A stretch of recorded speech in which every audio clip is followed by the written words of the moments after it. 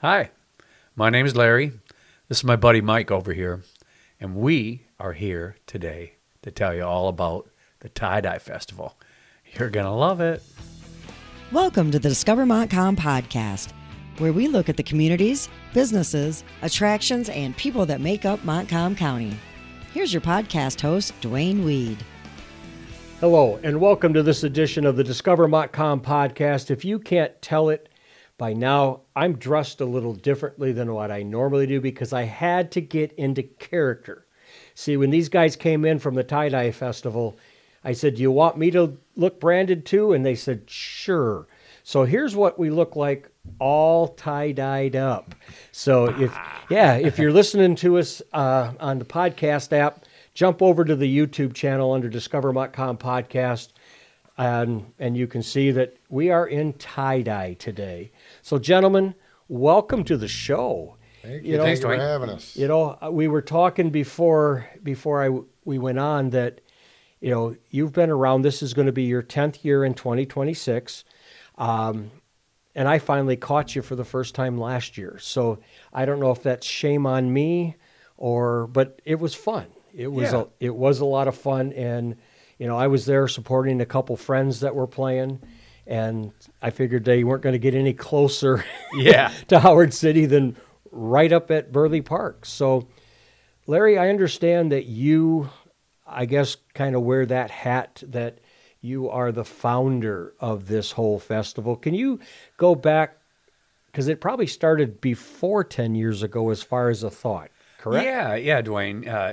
It sure did. We started it as a anniversary party for me and my lovely wife, Lorraine. Okay. And when we got married, we had a rock and roll wedding, and it was so much fun. We had a rock band playing throughout all of it.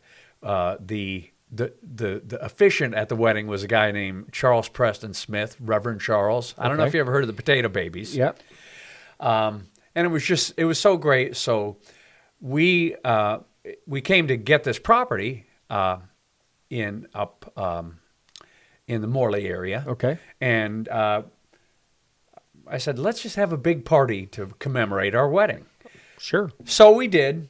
And, the first year it was just my band, the Swinehearts. Mm-hmm. And we had a great time. Then we did it again. And, it got a little bit bigger, a little bit better. Okay. And more of our friends started coming, and people really enjoyed it. Well, roughly about that time, I got to know Mike, my friend Mike over here. And he ran a great festival called Hewstock. Okay. And how many years you do that, Michael? We did Hewstock from 2007 to 2014. So 7 years. 8 years at the last. And, it was, I got a chance to play it, and I got a chance to meet Mike. And it was awesome. And there was a lot of great bands, and there was a great, people brought their families, and, that festival had to come to the end for various reasons. Mm-hmm. And I know Mike was itching for something to do, and I don't know what told me to say, "Hey, Mike, Mikey, I got this idea. Well, I got this little thing. What do you think? What do you think, dude?" And you said, I didn't think twice about it. I said, "Let's do it." Okay. Yeah. So all it took was a little nudge from you. Now, how many years did you have it at your place in Morley? We had it. The last year we had it there was 2019. Yeah. Okay. Yeah. So I'm guessing we had it there, maybe like 3 years? Yeah. Well, if we do the math, and I don't know about small town math, but if we're in 2026 right now and this is your 10th year, 2016 is when we started. Okay. For all of those math scholars out there, or those ones that are like, okay, here's my fingers. All those physicists. So you're basically there at your place for 3 years. What did you outgrow it there? Yeah. And then what? Okay, so now you've got this festival and it's going well and everybody's enjoying it. And growth is a good thing, though sometimes it can be not much fun at the same time. You started looking around. Was there a lot of places you were looking at, or did Burley Park kind of just pop right out as being the place? Well, Burley Park, there was an in-between spot. Oh, was there? Okay. And actually very close to where you live, Duane. Okay. Yes, yeah, it was Brian Arnold, who's also on the board for the Tie-Dye Festival. He's not here today, but bless his heart. But his cousin, Rocky, owned some property at the corner of 131 and M82. Okay. And so we had it there on his property for 2020 through 2023. Okay. Yeah. So Burley Park's actually then fairly new. Yeah. You know, Yes, so in Morley, you outgrew it. Did you outgrew it? Outgrew it? There's good English. I think it's grewed it. Did you outgrow that place as well? Yes, Is that we what did. made you all of a sudden you're like, okay, where else can we go? Yeah, that's exactly what happened. Is it's just more people attending, and parking became an issue too. So we had to find somewhere bigger. Okay. So what kind of led you to the path of Burley Park? I mean, was there other options, or did you guys go, okay, there's that place up here right on the highway that's big and it has plenty of parking, and, they have these flea markets there. What's brought you there, or is there a story behind the story? Well, our dear friend Dawn and Shaggy, Jeff is his real name, they said, why don't you check with Burley Park? And so that's when I reached out to the owner of Burley Park, bless Okay. her heart, rest her soul. She ended up passing away last year, but Okay. her daughter owns it now, so she's running it, and and she became on board with the whole, wanted to give it a try. Oh, of course, because they have their flea markets on certain, Sure. around all the major holidays. Yeah. So this is just another opportunity to use the property. Yeah. So 2023 was the first year at Burley, or was it 2024? 2024 was the first year. Okay. Yep. And, got a little bit more elbow room. Oh, incredible. Tremendous amount of room there. All of a sudden you're like, wow, can we do something with this? So beautiful there. Yeah. There's- And that bowl. And that's what was amazed me. Yeah. And I don't really know if that had been used for anything before that bowl area, but it's like a natural amphitheater. Yeah. And it's amazing. And it is, yes. There's so much room to grow there, and it has grown a lot. But I think that this year you're going to really be excited to see how many more people are going to be able to fit in there and experience that. Okay. Let's get down to the nuts and bolts of the Tie-Dye Festival. First of all, part of it, we know where it started, and we know how it started. It started as an anniversary party. So, boom, boom, boom, we're 10 years later. How did you come up with the name? Well, when we first started doing it, my sister-in-law, her name's Amber. She's a lovely hippie lady. Okay. And she did tie-dyes. And I just thought, well, that really fits in with the vibe of what we're trying to do, the peace, love, and music thing, if you will. Yeah. And Ringo Starr, right? yeah. And so, it's a great visual, right? Mm-hmm. And, people love tie-dye. So it was, I don't know if we had any formal meeting on it, but it just kind of happened. Well, I guess if you were the founder, you could say, I'm calling it the Tie-Dye Festival. Right, well. And the rest of them go, okay, that's one thing we don't have to sit around and try to think of. Yeah. So, But it's become a great brand, I think, because of the fact definitely. that, tie-dye shirts they're amazing. they are. And, it's kind of nice, very very seldom do people wear brilliant colors like this. And, I'm really glad that it turned out to be that way. And I guess it kind of had to be. And I, in my classroom, wear a lot of Hawaiian-style shirts. So this will be welcomed in my classroom. Right up your alley. And it is, too. So you've got that. I know, Mike, and you and I were talking a little bit about the number of bands. And you and Larry, you said when it started, it was your band, and then all of a sudden it kind of grew from there. Coming into the 2026 year, and we should let people know this event happens in August of every year, correct? That's right. Is it this like on clockwork as being the second or the first or whatever weekend, or do you just know it's going to be in August? We've tried to make it the third weekend. Okay. So you aim for the third weekend. Yep. And I can see right here on your shirts that it's tiedyefest.com. So not tie-dye festival, but tiedyefest.com is where they can get all the information, and I'm sure they can link to you from Facebook from there. Yeah, there is a Facebook page. So, I mean, and I guess because you've been around a while, even if they put Tie-Dye Festival, Howard City, they're going to find you. I would guess. Don't want to assume anything, but, but we were talking about the number of bands. So coming up here in 2026, what's on schedule for how many bands will be there at this point? There'll be 24 bands. 24 bands. Yeah. And so the people that are listening and going, I never knew there was a tie-dye festival, or, whoa, I've been following it for years. Is this a Friday, Saturday, Sunday?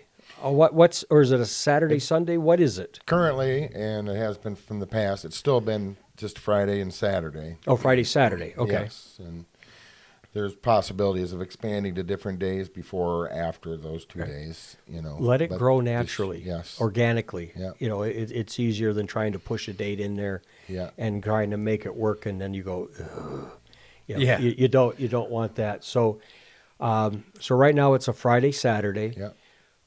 Give me kind of a basic rundown of where it's at today as far as when does the first band go on, what's the first day consist of, and when do the bands go on Saturday, and how late do they go?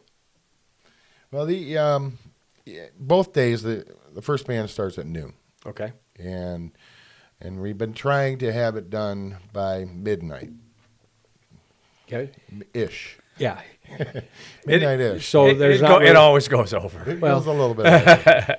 And I guess the neighbors are invited, so They are. Sometimes you can hear things better a half mile or a mile away. Yeah, sure. If the way sound goes. Is there any fee for this? Can you talk to us a little bit about, do you have to buy tickets ahead of time? Is it a free event? Talk to me about it. Well, and I am very, very proud of the way that this has evolved and gotten bigger and better, and especially Mike and Brian and a lot. There's so many amazing volunteers. I'm sure you can name more of them, but it's free. Oh, wow. It is free. And what excites me about it is, there's a lot of great music festivals around this part of Michigan. But many of them are $50, $100, $200 to go to a festival. Well, and not everyone can afford that. No. And this is so awesome because people, if you want to go to this festival, now we encourage donations, and people do donate, and we sell merchandise to help to pay for it because it does cost. It's not cheap. No, it's not cheap. And Burley Park's pretty good size. Is there camping allowed? How does that work? Yes, there's camping, tent camping, RV camping. That's also free. Okay. And Burley Park, being an amazing place that it is all set up for camping. Right. With the same rows that are lined up for vendors and such like that. It's all lines up for camping as well. So. Now that we're on the camping,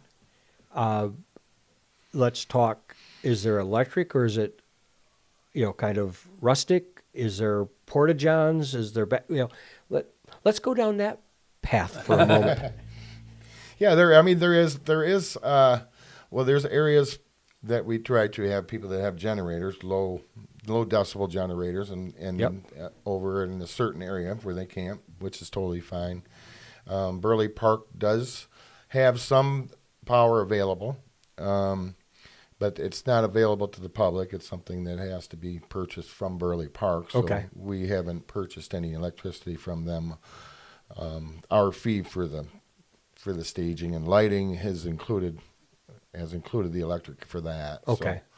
So as far as the camping itself goes, you're rustic. Pretty much rustic, but there is porta potties. 15 to 20 of them were lined up around the property. Yeah. So There's water too, right? and there is water. Yes. So kind of the necessities. But Yeah. if somebody's going to camp there, they just need to know that, unless they if they don't have a generator, Yeah. bring batteries, bring flashlights, Yeah. have a good, now you're allowed to have like a campfire and that kind of stuff. Is there any regulations on that? There is. Burley Park has regulations that there's no fires to be on the ground. If you had a raised fire pit, Okay. then that's okay. And they also provide a fire pit, Burley does themselves, a central fire pit. Kind of a group. With wood. Yep. And so people can sit around that after all the bands are done and play their guitars or Yeah.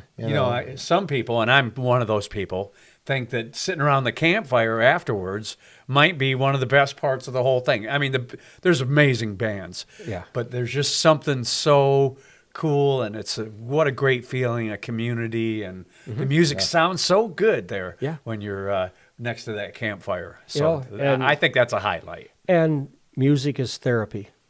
Yeah. Music is therapy, no matter what. And speaking of music, what kind? I mean, you talked that your wedding was a rock and roll wedding. That's correct. But when you go to the festival, what is the genre of music that somebody could come to expect? Are you all over the map, or you kind of stay on one side or the other? Talk to me a little bit about that. Well, we try to mix it up a little bit. I mean, there's from bluegrass to acoustic players up to classic rock. There's 24 bands that play throughout the weekend.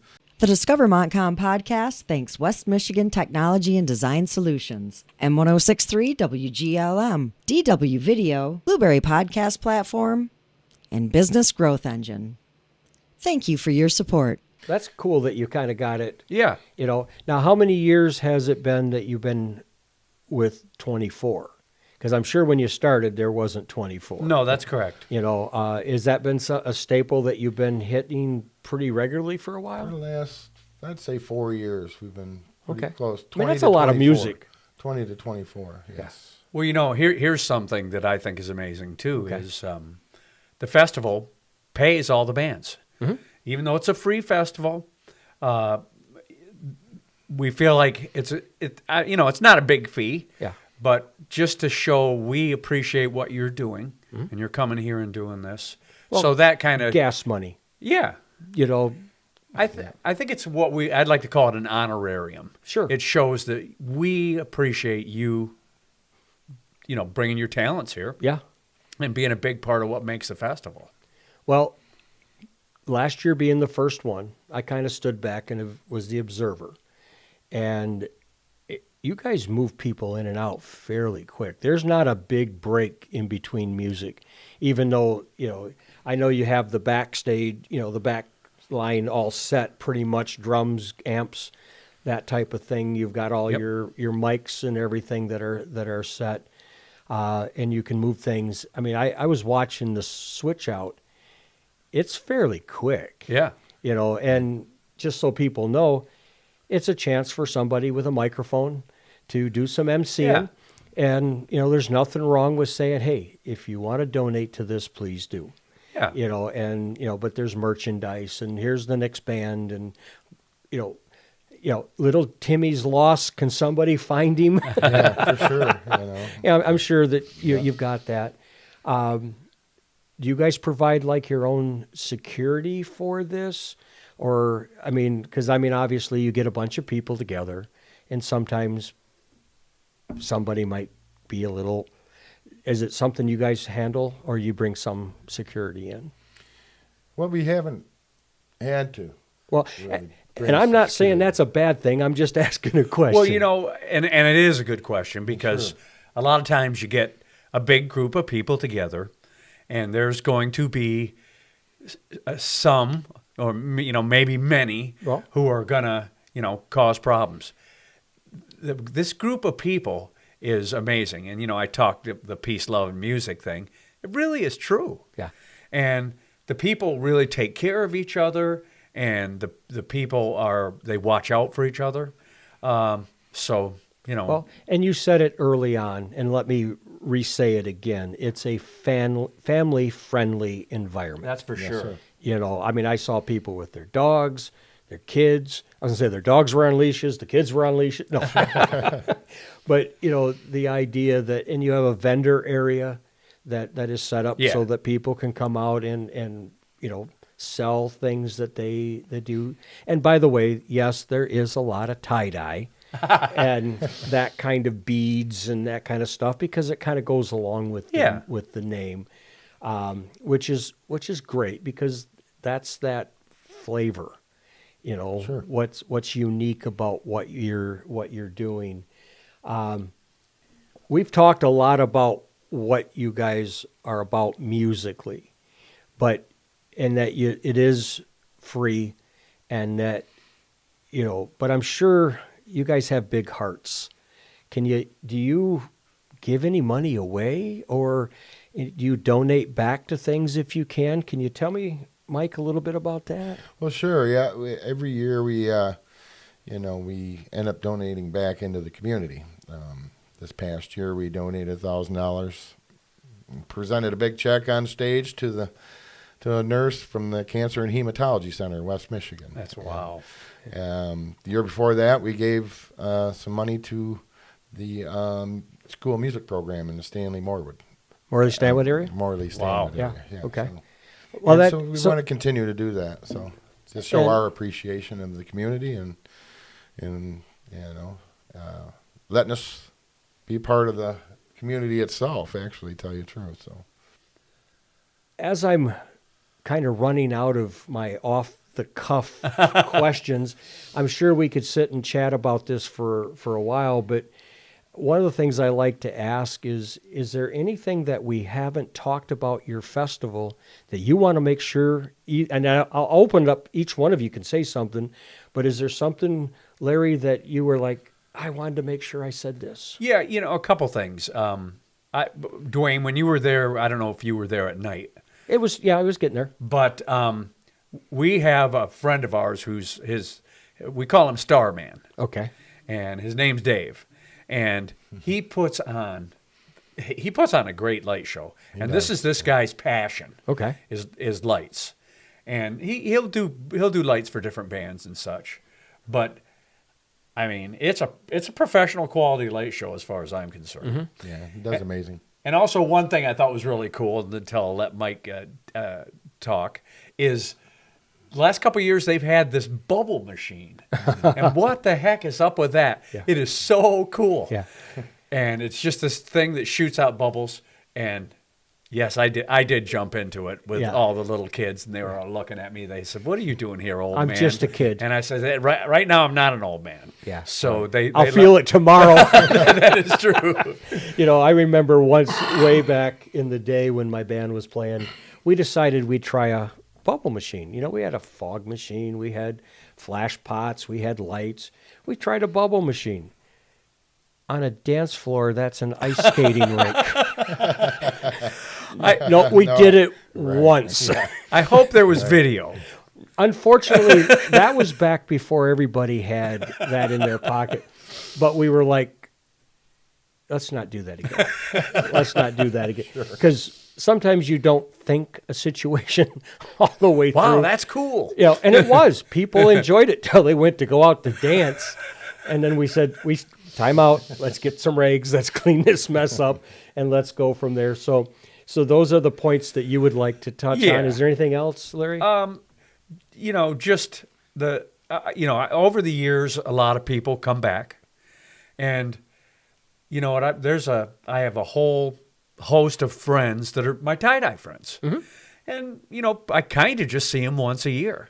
Yeah. And it's so great. And, you know, there's people, you know, older, my age. There's people everywhere in between to you know, young people. And I think that's a great thing for our world. It is. To have the young and old mixing together and having fun.